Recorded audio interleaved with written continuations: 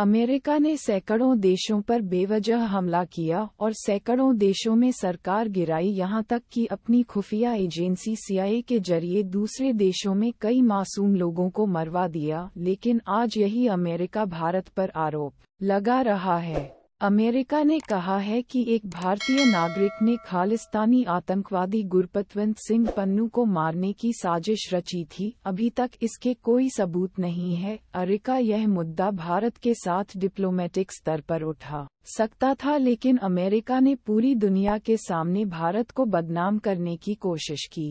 वैसे भारत ने भी कहा है कि हम इस मामले की जांच करेंगे। कोई नहीं, जांच तो होती रहेगी। अगर जांच की ही बात है तो अमेरिका पहले ये जांच करके बताए कि उसने सीरिया, इराक और अफगानिस्तान जैसे देशों को क्यों बर्बाद किया।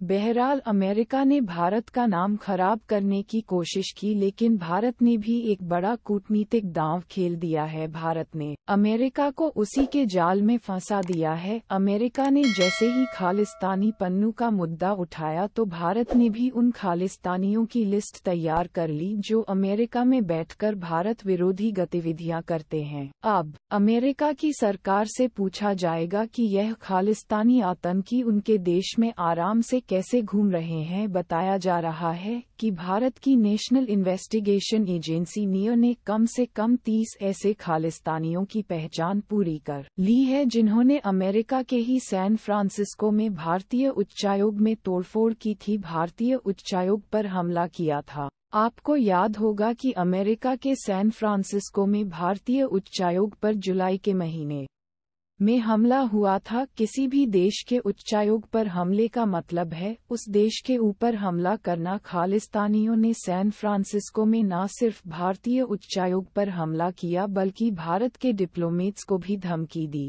लेकिन अमेरिका की सरकार और पुलिस हाथ पर हाथ धरकर बैठी रही। लेकिन अब NIA ने भी 30 खालिस्तानियों की लिस्ट तैयार कर ली है। अमेरिका और ब्रिटेन जैसे देशों से पूछा जाएगा कि भारतीय उच्चायोग पर हमला करने वाले खालिस्तानी कहां छुपे हुए हैं। अमेरिका की सरकार से कहा जाएगा कि वह सैन फ्रांसिस्को में छुपे हुए खालिस्तानियों को भारत को सौंपे। और संदेश साफ है कि आतंकी पन्नू के लिए अमेरिका ने भारत को बदनाम किया, तो अब अमेरिका को भी जवाब देना होगा कि भारतीय उच्चायोग पर हमला करने वाले खालिस्तानी आतंकी क्यों अभी तक सुरक्षित बैठे हैं।